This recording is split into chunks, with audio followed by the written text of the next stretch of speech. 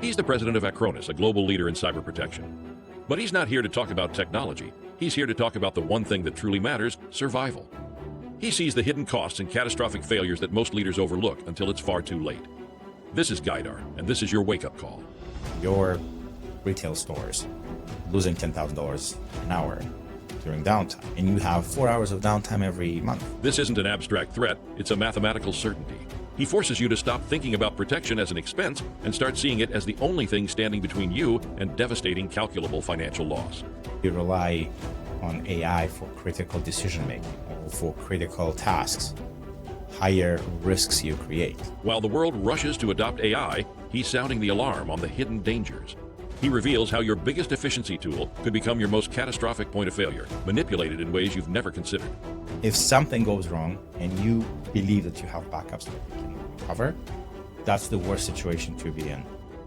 And it will be huge trouble with the customers. This is the ultimate betrayal of trust. He exposes the catastrophic moment a business owner discovers their expensive safety net was just an illusion, not only crippling the business but destroying customer relationships forever. Hello everyone and welcome to another episode of Dumb Ways to Get Hacked. Today we have a guest who's coming on for his second appearance, and I suspect there'll be many more to come. Gaidar from Acronis. Welcome, Gaidar. Thank you, Bora. Happy to be here again. I'm Gaidar. I'm a president at Acronis. So we're deep into 2025, going to the second half of 2025. What are you seeing with regards to cybersecurity right now? It's a very good question. It sometimes feels that the year is almost over.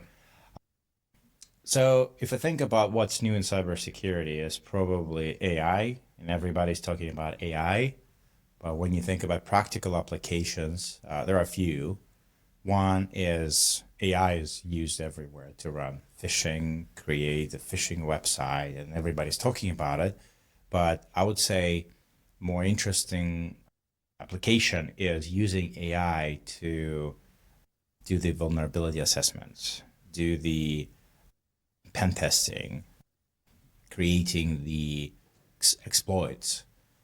And that part of an AI business is more complicated on one hand. On the other hand, if you do have a trained model to execute certain steps, you can just run it at scale. And that's what makes things really interesting for a modern cybersecurity professional, is that you have to think that you are at war with lots of professionals, professional hackers, but at the same time, there may be millions of those virtual hacking agents. So that is probably something that everybody should think about, because now any attacker can do that at scale. You can try to penetrate infrastructure of one company, but it takes you the same or close to the same amount of time and effort to attack multiple companies.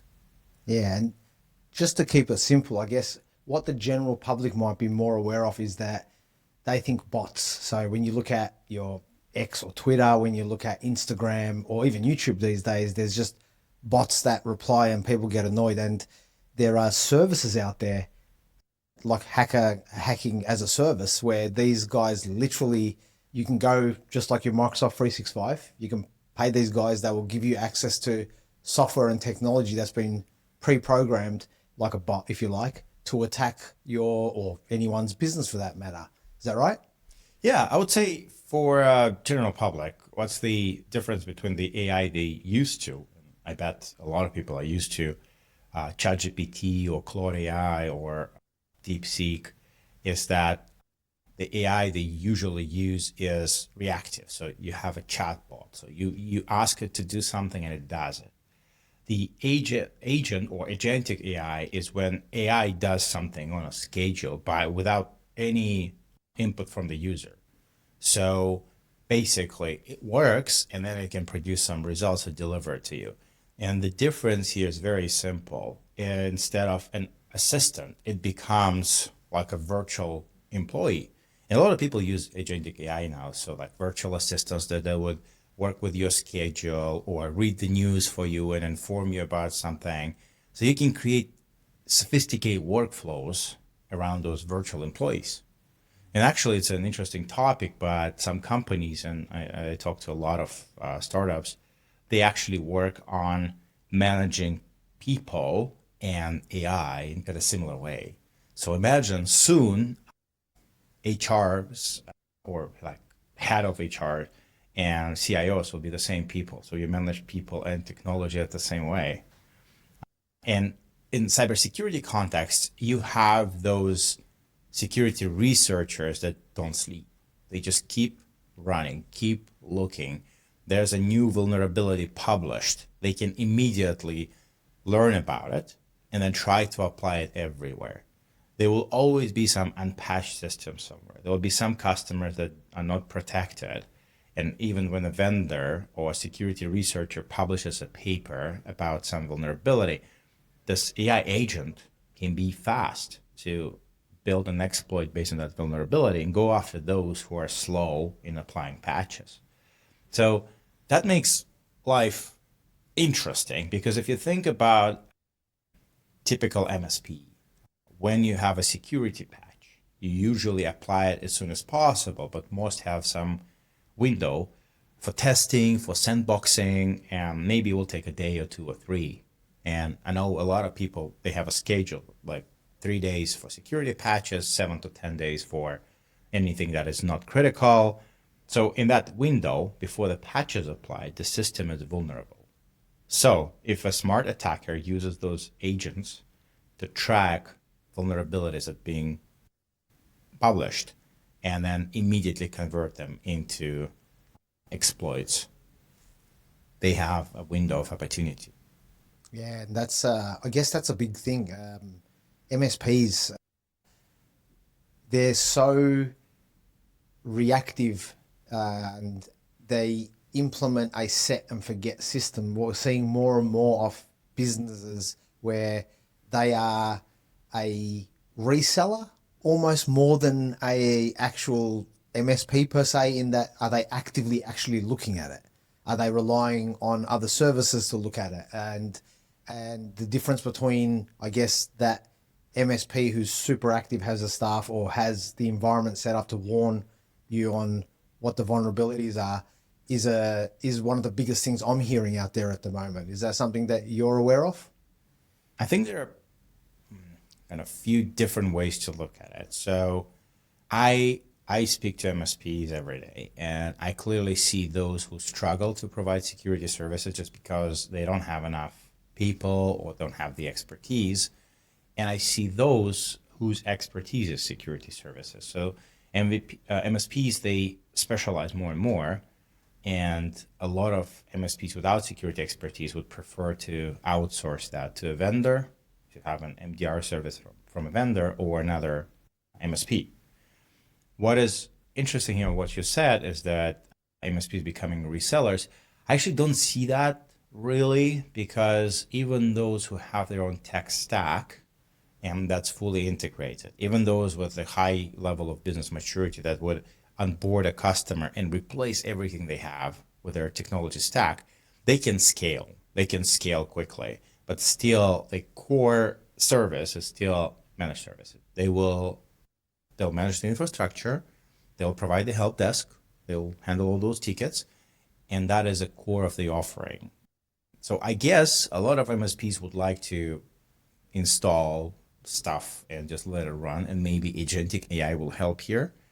But there are so many corner cases, and there are so many human interactions with users. So maybe up until the time when you replace all the users with AI, it will be impossible to replace the MSPs with AI. And frankly, looking at where AI is going, it may feel really scary that it can replace everything and everyone. But if you spend enough time using AI for any kind of scenarios, you learn that it is not even close to replace people. There was a recent paper published by Apple, actually, and I would say you can summarize it that AI is just very smart autocomplete. So every time it comes to creativity or real understanding what's behind what you do, you need people. And it actually comes back to software development. So you can replace junior people with AI because you will have people and senior people that would explain AI, what to do, how to do it. They can control the quality. They can do a lot of things. So that you can do, but you will have an issue that you will not have new senior people, because how will the junior people learn if they don't have real tasks? That's one thing. But the second thing, when you use AI at scale for software engineering, there's a high chance that if you don't have strict security review procedures and you don't really do a lot of quality checks on what AI produces, you can have terrible results. Even like I use AI to write some code. For example, just 15 minutes ago, I was building a marketing dashboard just to kind of analyze the data. And AI can do it for me quickly, but it does make mistakes. Small, simple mistakes, and with dashboard, nobody cares, right? It's just something is wrong here, something is wrong there. But think about it, if it's any kind of software that is public, exposed to any kind of external agents, then it can be used to penetrate the system. So I would say we are far away from being able just to run AI to create code for us. And actually, I'm looking forward really to the future when all those apps that are now created with AI will be hacked with AI, with automated penetrated testing. And that can be a huge issue. So yeah, a lot of companies are trying to reduce the cost by introducing AI and replacing some of the functions that people did with AI, but they end up with something that may not be fully controlled by them. Like, I'll give you a good example. When you write code with AI, sometimes it hallucinates and refers to some strange libraries that do not exist, or to some strange methods and libraries that do not exist. And there's one type of attacks actually is to create those libraries. So you can create libraries that AI will suggest somebody to use, and you can run malicious code in there. So people are very creative when it comes to hacking things. So yeah, I would say AI is a great productivity booster for everybody. It is a great tool that you have to know how to use, and you have to use it to be competitive. But at the same time, you can't fully rely on it. And that's when it comes back to cybersecurity. More you rely on AI for critical decision making or for critical tasks, higher risks you create. And here's a topic that a lot of people don't even think about is if you use AI to make decisions, whatever decisions, it makes decisions based on inputs. And it makes decisions based on the data set it consumed to learn. So you don't have to attack the system. You don't have to attack the AI. You just modify the data, and then AI will make wrong decisions. And probably there were lots of stories about AI discriminating certain type of people. Think when AI is used to consider for people for job applications or loan applications. So the same thing can be used maliciously. So if you have access to the data and modify the data in a way that AI will make decisions that are beneficial for you, then you can attack it like that. And people don't think it's a cyber attack. Like, oh yeah, there's no systems are broken, like nobody's like gaining unauthorized access. Yeah, but you just pollute the data and then AI start making wrong decisions. And here we come to a very interesting topic, is that to defend against those attacks, you need to protect the data, and you need to have the copies of the data that you can use to validate that you have the initial data set. And it comes back to a boring topic of backup. If you don't have backup, and if you don't have your clean data set somewhere, and you cannot compare for what you had there with your production data, then you'll get in trouble. Yeah, I agree. But, quickly going back to what you were saying, one of the episodes I just released this week was poisoning your data. And that was in the form that you've strategically got to lie when you're filling in a form, because why does the hardware store need my birth date separate to my email? So you know what? Strategically, I should say, putting in the incorrect data and there's too much of a mismatch is where, that's a strategy that I've learned over time. And, that's the episode that my colleague Mick's Not Secure has released this week, which is strategically lying so you don't get caught up in this. But I agree the big topic is backup. And I think there's a big misconception out there for the general public or businesses, non-technical people. They move on to the cloud. So now my email is sitting in Microsoft 365, Google Workspace, a Proton, doesn't matter, whichever email service you use. And now it's in the cloud. So isn't it good? Doesn't that mean that my data is actually good, Gaidar? Like, I'm in the cloud now. So what's the issue? What do I need to back it up? Yeah, but the thing is, running a cloud application doesn't replace the need for backup. So think about your email. So it's somewhere in the cloud, and maybe the vendor protects it. But what if something is deleted? Maybe you deleted it accidentally, or there's a malicious attacker who got access to your system and deleted it. So data is gone. You still need a backup to get back to it. Or what if the system is not accessible for whatever reason when you need it? Again, to be able to access your data, you need to have a second data source somewhere else. And most people understand it. Like you don't want to rely just on one vendor, one tool. So you usually have a system or application vendor and a protection vendor. That's how a lot of people use Acronis. So they have a platform, Microsoft, or application, M365, and then they have Acronis for protecting all of that. And if you think about this transition to the cloud, it does not change anything from perspective of having your own backup. If you want to have a copy of your data, you need to have a backup. If you want to be able to compare if the data that you had and the data that you currently have in the system is the same and legit, you need a copy, you need a backup. So I would say most MSPs, they realize that, and they keep providing the backup service to their customers.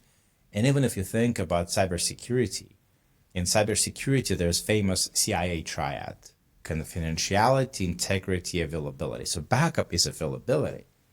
And actually, speaking about availability, I want to raise another topic, is that backup is a last resort in case of a cyber incident. So if your system is penetrated, if your system is down, how can you roll back? You can roll back using your backup. You can get back to the previous state. And then you can investigate what happened based on your backup, because you have a snapshot of the running system, you have a snapshot of the previous working state, and then you can do forensics and you can understand what was the way that attackers used to get into your system. So backup becomes more important. It's not only the way to get back to productivity and not to waste too much time, but rather it's also a way to investigate the attack, understand how attackers leveraged whatever vulnerabilities you had. So that's the beauty of backup. And I guess it puts it into the perspective of disaster recovery, because at the end of the day, in the event that if I'm compromised, which is more likely these days than my system shutting down, because if my computer goes, I just get another one. It's a disaster recovery environment. In the old days, it used to be my computer's died and now I've got to get the old hard drive, plug it in.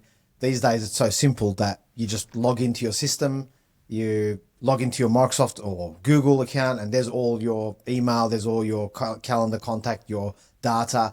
But again, what you're saying is correct in that now people assume because their data's in the cloud that it's safe. But in fact, if I accidentally delete, which is more likely the case than being compromised, if I accidentally delete something and don't realize till 3 months later, and I'm like, uh-oh, that was an important file, I need it. Now I can go back to a backup that's taken a snapshot of my cloud environment to an external disaster recovery environment. And also, as you suggested, we can still investigate if there was an incident, what happened, what time, depending on the backups. If I was a business and I'm talking to my MSP, what questions should I be asking, or what should I be saying in terms of how many backups do I have? Can you prove my backups are happening? along those lines? Yeah, that's actually a big topic. So let's say if I'm a business owner and I want to make sure that I do not experience significant loss in case of a cyber incident or data loss, I would be interested that I have a copy that is validated. So it is a backup, but I can recover from that backup. And then I'm interested in how much time will it take for me to go back to business if something goes wrong? What if my computer is burning? What if I have a cyber attack? What if I have a ransomware attack? So it's important to ask those questions. What will be my actual downtime if something goes wrong? What will it take to recover my system? And this is where disaster recovery that you mentioned actually comes into play. And for the listeners who are not seeing the difference, so if you think backup is a static copy, just somewhere, and you can use to recover. But disaster recovery, it's an environment that allows you to launch that copy. So you can restart the server in the cloud or in virtual machine. So disaster recovery reduces the window of time from the time you experience downtime until you recover. And what a lot of people forget is that if you have servers running and everything's fine, and then the server goes down, even if you have backup, you may have to need a separate hardware, because if your server is down for whatever hardware reason, you'll need to find a replacement, and it's time.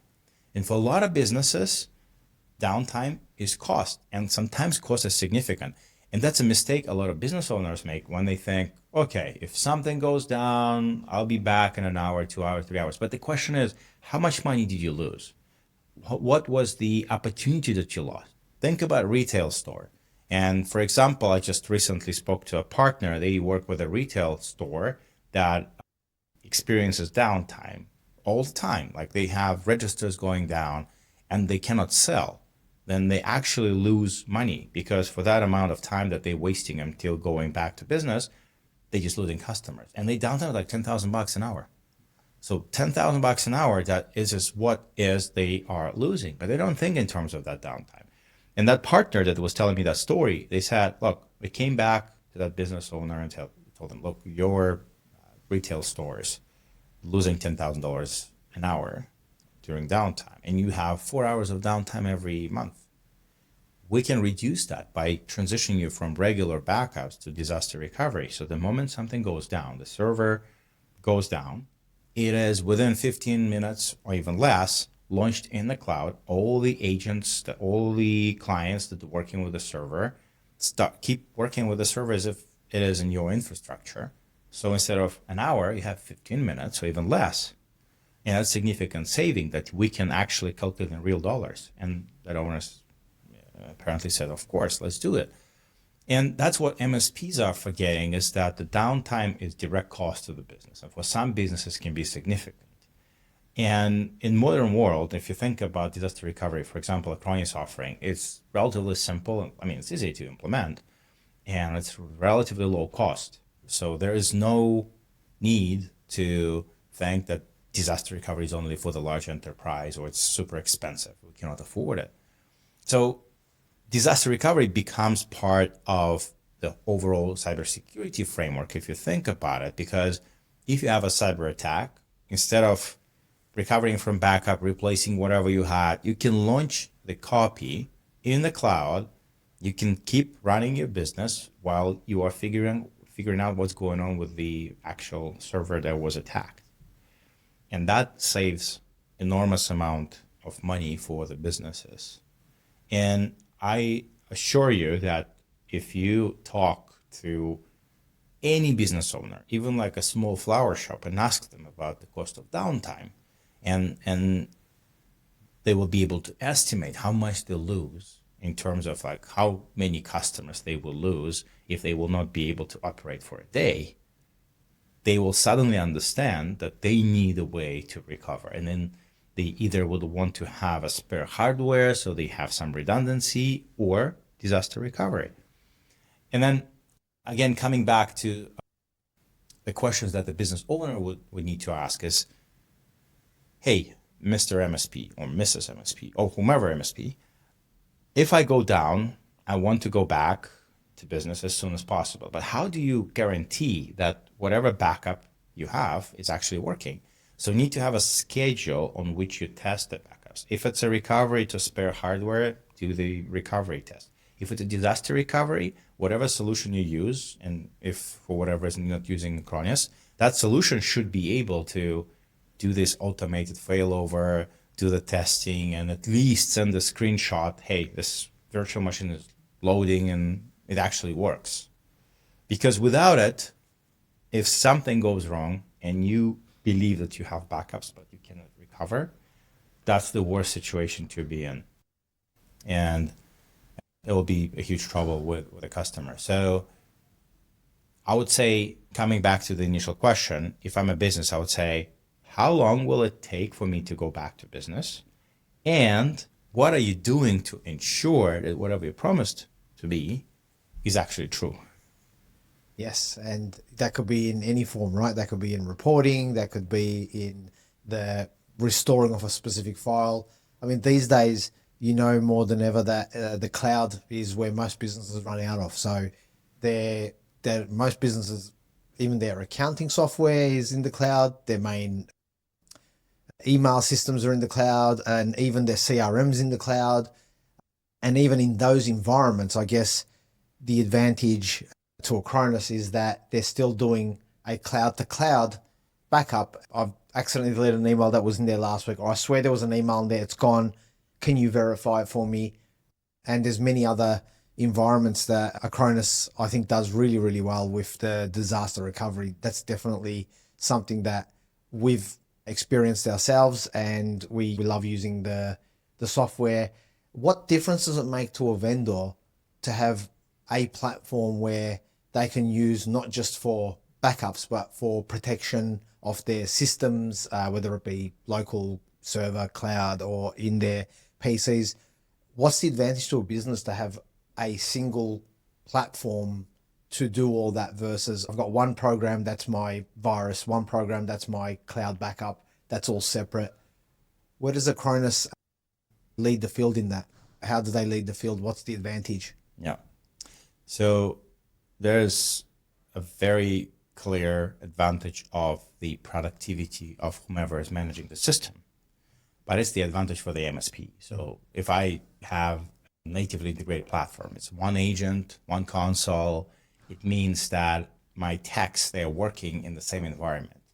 So onboarding is faster, training is faster, and it's easier to operate in general, fewer clicks, and you're not making those mistakes that you sometimes do when you have multiple agents. You don't have to maintain them on different schedule, update, make sure that licenses are up to date. So it is clearly for the MSP, it's the gain of productivity. That's what we're targeting. But for the customer, it's reliability. Because if you think about it, MSPs making fewer mistakes, or MSPs are being able to achieve the task of bringing you back faster is an advantage. And then, of course, sometimes it's a significant cost reduction, because if you think about it, if you have to use multiple tools and multiple vendors, usually it's more expensive than having one tool and one vendor. And I would add here some kind of a provocative topic, if I may.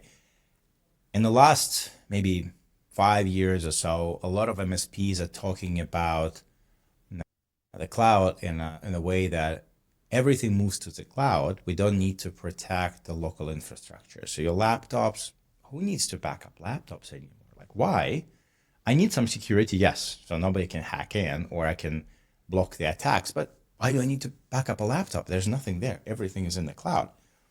And I was kind of general notion like, yeah, nobody stores anything on the laptop, but it's actually wrong.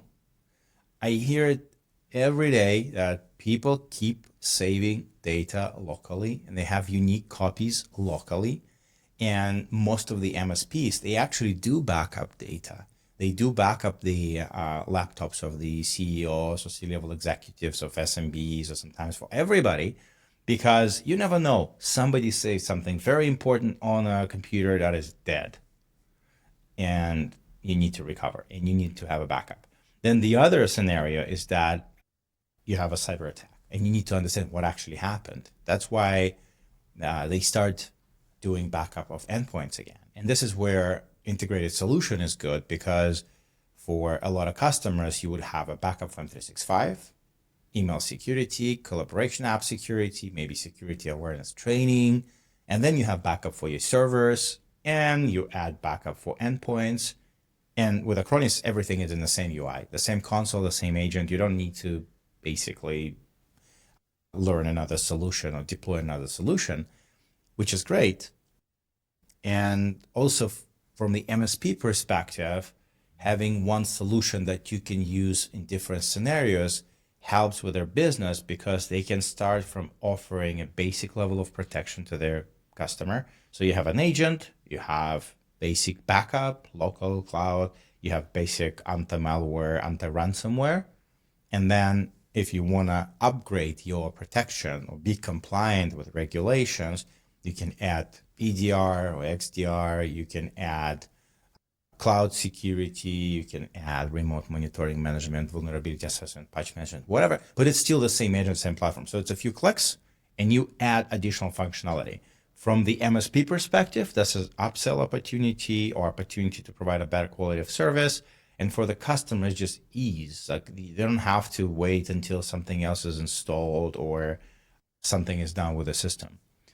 So that's the advantage of having a natively integrated platform. Gaidar, is there anything that I haven't asked that I should have asked? There's always something you can ask, right? And I always like to joke that I have answers to everything, but the answers not always match the questions, right? But think about the topic of our discussion today about the backup, disaster recovery, security, and how it all kind of comes together, AI.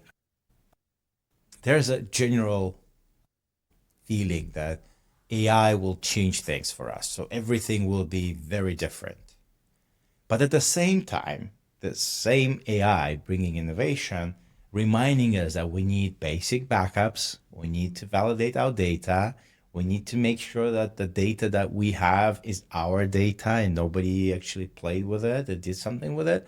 So it kind of everything is in a spiral. Like, we have AI, we have new security tools, we have new agents, everything, but the basics are still there. So you still need to have backup, you still need to have basic security, you need to have the training for the people. So I would say that's something we should not forget, that we need to cover the bases before we implement anything new.